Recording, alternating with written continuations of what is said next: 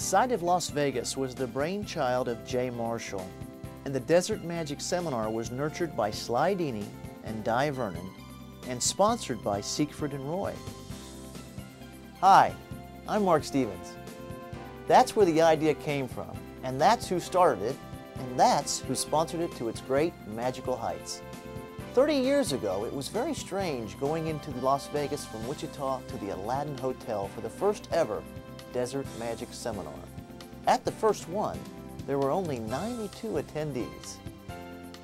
It was always a challenge and fun to plan each year's event, especially with a motley crew such as Jay Marshall, Pete Byro, Bill Wells, and Roger Crabtree. Meeting with them each year was an exciting event. From then on, it grew and encompassed magicians from all over the world. The professionals, semi-professionals, amateurs, collectors, and hobbyists. The greats mixed with the near greats, and all shared the same love of our wonderful art and hobby. Even Muhammad Ali heard about the event and came to enjoy himself and learn magic. There was the famous Carol Fox teach-in session led by our late Billy McComb. There were Johnny and Winnie Paul's wonderfully warm parties at their home. Obie O'Brien and Roger Klaus's famous opening day bull session was, and still is, a highlight. There was the Princess of Magic, a name given to Irene Larson by Di Vernon. And of course, Bill Larson, president of the Magic Castle, was a strong early supporter as well. Let us not forget the fun we had with Harry Blackstone Jr., Paul Daniels, Renee Levon, Channing Pollock, Max Maven, Tono Masaka, and magical luminaries too numerous to mention from all over the world.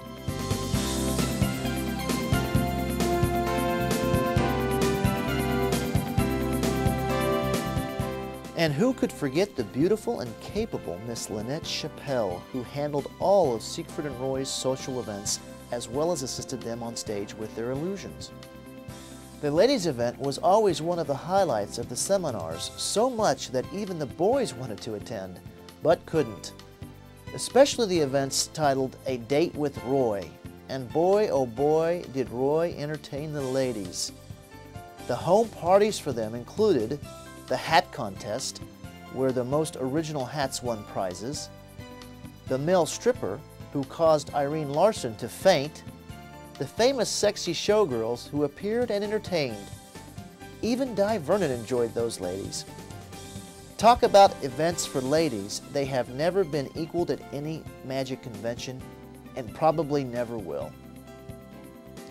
And the home tour that Siegfried and Roy invited all attendees to was a happening and a once-in-a-lifetime event as well that year.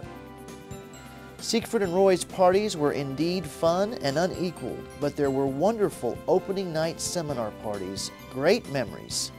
There was the 50s party, the Mexican Fiesta party, the Roaring 20s party, the Western party, the costume party, and none of this could have happened without Dina Murray, who was always there to help. And the best party of all was produced by Jeff McBride with his Jungle Party. No one can plan a party like Jeff. Anything he does is 101%. Oh, almost forgot. There was the Tom Mullica wedding party as well. For those who were there, they will never forget it.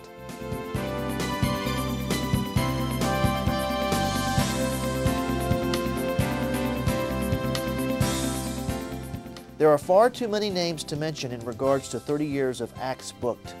Needless to say, top names in magic within this time frame made an appearance or worked the seminar.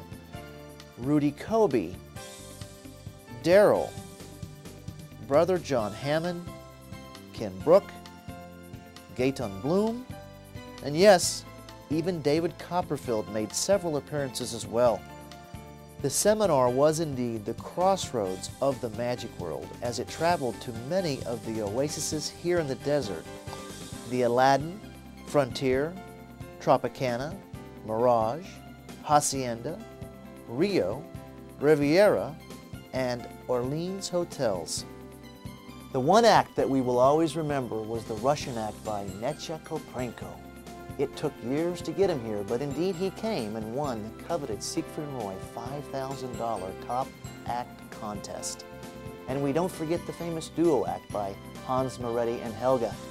To this day, his Bach illusion still mystifies everyone. The $5,000 prize for the top international stage act was a first in magic, and this brought wonderful performers from all over the world.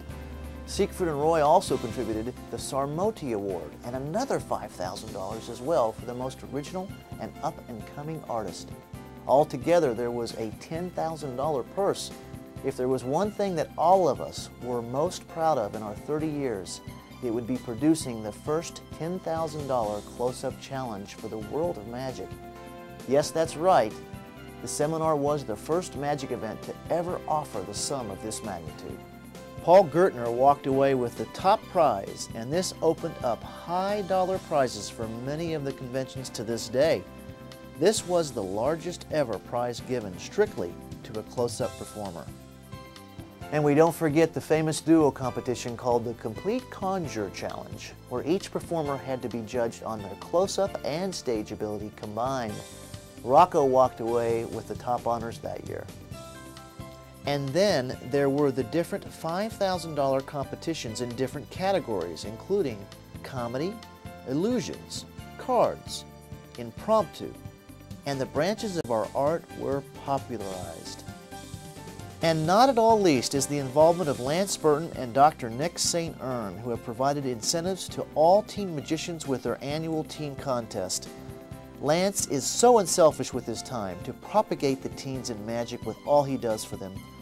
Nick, along with Bill and Becky Wells, are the organizers of this event, which guarantees us that young, innovative magicians will grow up to be tomorrow's stars.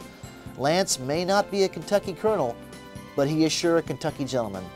Thanks, Lance, and a special mention to Eugene Berger and Jeff McBride for what they do in tandem for the Teen Weekend as well. Wonderful inspiration.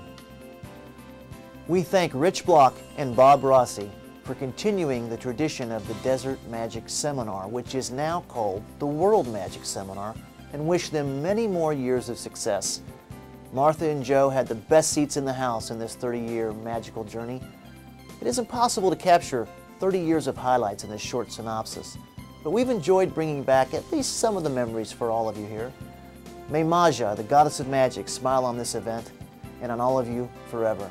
Thank you.